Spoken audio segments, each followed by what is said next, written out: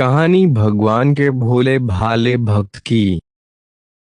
भक्त धन्ना जी का जन्म मुंबई के पास धुआन गांव में एक जाट घराने में हुआ। आपके माता पिता कृषि और पशुपालन करके अपना जीवन यापन करते थे। वे बहुत निर्धन थे। जैसे ही धन्ना बड़ा हुआ उसे भी पशु चराने के काम में लगा दिया। वे प्रतिदिन पशु चराने जाया करता।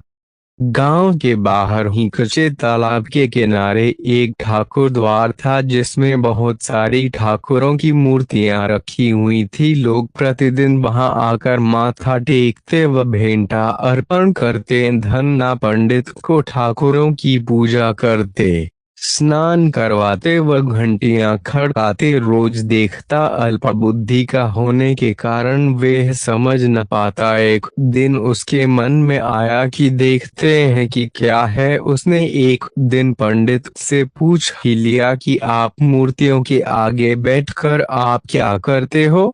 पंडित ने कहा, ठाकुर की सेवा करते हैं जिनसे कि मनोकामनाएं पूर्ण होती हैं। धन्य ने कहा, यह ठाकुर मुझे भी दे दो, उससे छुटकारा पाने के लिए पंडित ने कपड़े में पत्थर लपेट कर दे दिया। घर जाकर धन्य ने पत्थर को ठाकुर समझकर स्नान कराया और भोग लगाने के लिए कहने लगा। उसने ठाकुर के आगे बहुत मिन्नतें की। धन्य ने कसम खाई कि यदि ठाकुर जी आप नहीं खाएंगे तो मैं भी भूखा ही रहूंगा। उसका यह प्रण देखकर प्रभु प्रकट हुए तथा रोटी खाई व लस्सी पी। इस प्रकार धन्य ने अपने भोलेपन में पूजा करने और साफ मन से पत्थर में भी भगवान को पा लिया। जब धन्य को लगन लगी उस समय उसके माता पिता बूढ़े हो चुके थे और अकेला नवंबर युवक था। उसे ख्याल आया कि ठाकुर को पूजा से खुश करके यदि सब कुछ हासिल किया जा सकता है तो उसे अवश्य ही यह करना होगा जिससे घर की गरीबी चली जाए तथा सुख आए। ऐसा सोच कर ही वे पंडित के पास गया। पंडित ने पहले ठाकुर देने से मना कर दिया कि वे ठाकुर की पूजा अकेले नहीं कर पाएगा। दूसरा, तुम अनपढ़ हो। तीसरा, ठाकुर जी मंदिर के बिना कहीं नहीं रहते और नहीं प्रसन्न होते, इसलिए तुम जिद मत करो और खेतों की संभाल करो। ब्राह्मण का धर्म है पूजा पाठ करना, जाट का कार्य है अनाज पैदा करना। परंतु धन्ना से मसन हुआ। अपनी पिटाई के डर से पंडित ने जो सालिग्राम मंदिर में फालतू पड़ा था उठाकर धन्य को दे दिया और पूजा पाठ की विधि भी बता दी। पूरी रात धन्य को नींद न आई। वह पूरी रात सोचता रहा कि ठाकुर को कैसे प्रसन्न करेगा और उनसे क्या मांगेगा। सुबह उठकर अपने नहाने के बाद ठाकुर को स्नान कराया। भक्ति भाव से बैठकर लस्सी रिड़की व रोटी पकाई। उसने प्रार्थना की, हे प्रभु, भोग लगाओ। मुझ गरीब के पास रोटी, लस्सी और मक्खन ही है और कुछ नहीं। जब और चीजें दोगे तब आपके आगे रख दूंगा। वे बैठा ठाकुर जी को देखता रहा। अब पत्थर भोजन कैसे करे। पंडित तो भोग का बहाना लगाकर सारी सामग्री घर ले जाता था, पर भले बालक को इस बात का कहाँ ज्ञान था। वे व्याकुल होकर कहने लगा कि क्या आप जाट का प्रसाद नहीं खाते।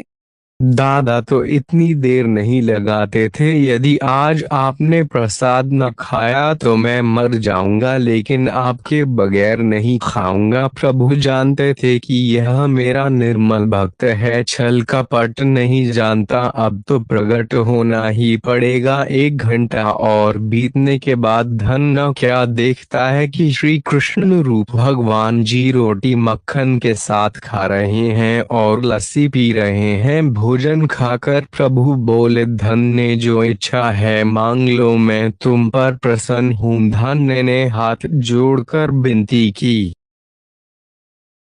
और फिर कहा, प्रभु जो तुम्हारी भक्ति करते हैं तू उनके कार्य संवार देता है। मुझे गेहूं, दाल व घी दीजिए, मैं खुश हो जाऊंगा। यदि जूता, कपड़े, 7 प्रकार के अनाज, गाय या भैंस, सवारी करने के लिए घोड़ी तथा घर की देखभाल करने के लिए सुंदर नारी मुझे दें।